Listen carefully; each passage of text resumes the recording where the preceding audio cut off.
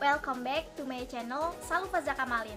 Di video kali ini aku masih share video pembelajaran mengenai mata kuliah manajemen inovatif. Dan bab yang akan aku bahas kali ini tentang human capital. Kira-kira yang tercetus di pikiran kalian tentang human capital itu apa ya? Pastinya gak jauh-jauh dari manusia dong, karena human artinya manusia. Tapi kalian belum tahu kan definisi dan peran pentingnya human capital itu terhadap perusahaan itu gimana? Yuk simak video aku buat tahu tentang human capital. Tapi sebelum itu jangan lupa buat like, comment, dan subscribe.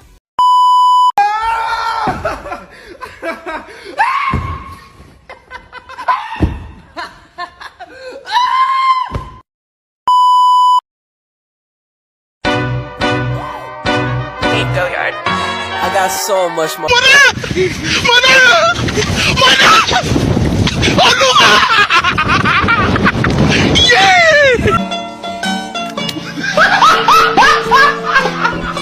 Are you ready, kids? Aye, Captain! I can't hear you. Aye, Captain! Oh!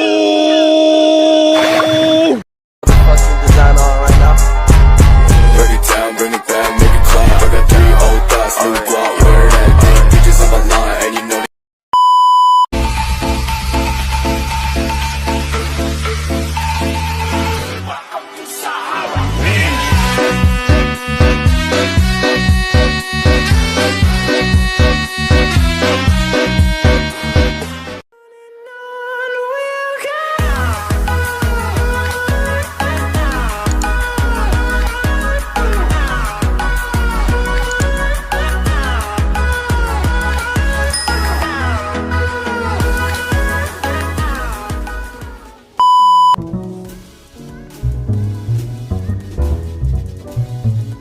Istilah human capital pertama dikemukakan oleh seorang ekonom bernama Theodore Scripps yang berpendapat bahwa peningkatan kesejahteraan pada perusahaan tidak tergantung pada tanah, peralatan, energi, sumber daya, melainkan pada kompetensi pengetahuan dari pegawainya.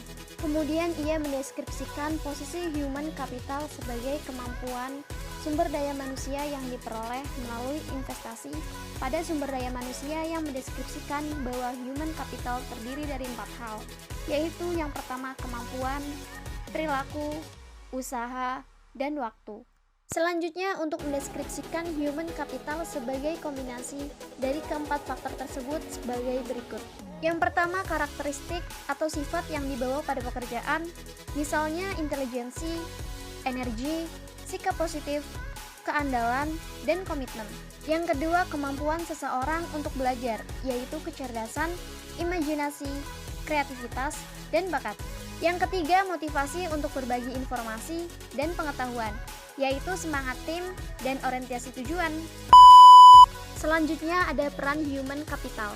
Human capital ini juga bisa disebut sebagai kunci keunggulan organisasi atau aset perusahaan, yang dimana terdiri dari aset finansial, misalnya uang tunai dan surat berharga. Yang kedua ada aset fisik, yang terdiri atas gedung, tanah, dan peralatan.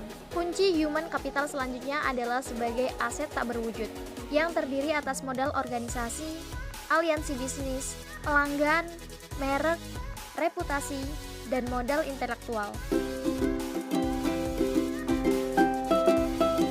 Dalam meningkatkan kompetensi karyawan, maka tantangan utama yang harus diperhatikan yaitu kompetensi harus sesuai dengan strategi bisnis, dan kompetensi perlu diciptakan melalui lebih dari satu mekanisme.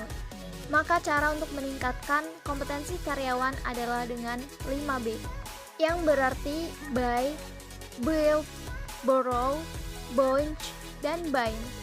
Oke, sekarang kita akan bahas ke-5B tersebut. Yang pertama ada buy atau membeli, di mana untuk meningkatkan kompetensi karyawan adalah dengan menggantikan SDM yang lama dengan yang baru dan memiliki kualitas yang baik. Selanjutnya build atau membangun, di mana pada build ini cara yang dilakukan adalah dengan melakukan investasi terhadap SDM guna meningkatkan kualitas karyawan menjadi lebih baik. Yang ketiga ada borrow atau meminjam, di mana pada cara ini adalah dengan melakukan penggunaan konsultan atau partner efektif yang memungkinkan untuk berbagi informasi, pengetahuan, dan desain kerja baru.